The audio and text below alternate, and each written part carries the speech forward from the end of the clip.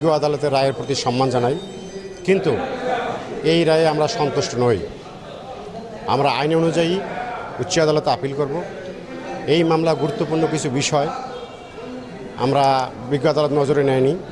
আশা করি আমরা মহামান্য হাইকোর্টে আমরা আপিল করলে এখান থেকে আমার আসামি খালাস পাবে আমি বিশ্বাস করি। আর আমরা আইনের প্রতি শ্রদ্ধাশীল।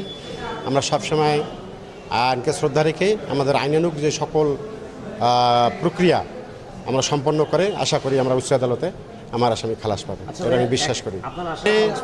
বিষয়টা যেহেতু মাদক পরিচালনা করতে গিয়েছিল, এটা বাদী পক্ষের দাবি, কিন্তু বিষয়টা হয়ে গিয়েছিল যে ওখানে আসামি ধরতে গিয়ে আসামির যে ওনার যে ধরার যে সর্বোচ্চ ইখতিয়ারটা, আসামি ছিল সিভিল ড্রেসে, আমার আসামি তাকে চিনতে পারেনি সে পুলিশ কিনা বা অন্য কেউ ব্যক্তি কিনা।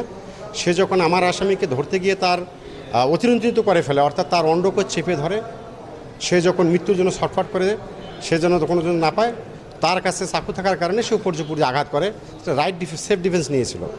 এই কারণে যে তার যে মৃত্যু নিশ্চিত করা, তার সঙ্গে যে আমার কোনো পূর্ব শত্রুতা এ সম্পর্কে আমার কোনো কিছুই ছিল না, শুধু আমার জীবন বাঁচার তাগিদে আমি রাইট ডিফেন্স নিয়েছিলাম।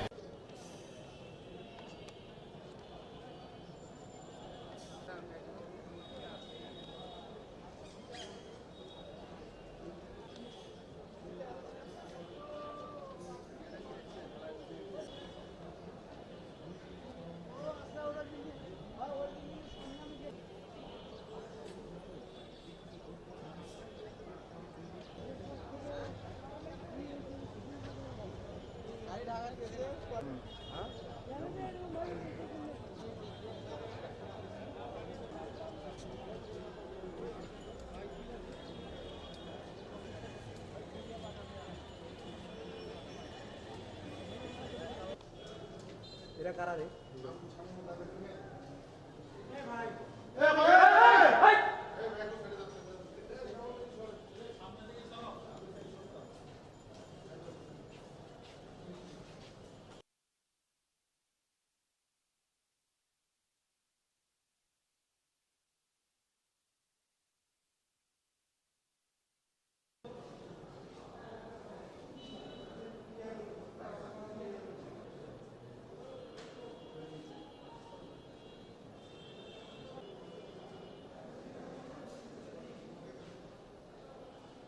কি বলে রাত 11:30টার সময় হারাগাছ থানাধীন বাহারকাছ নামজস্থ বায়তুন নাজাত আহলিয়াদি জামে মসজিদ সংলগ্ন উত্তর পার্শ্বে পাকা রাস্তার উপরে এই মাদকদ্রব্য বিরোধী অভিযান পরিচালনাকালে এই আসামি পারভেজ রহমান পলাশ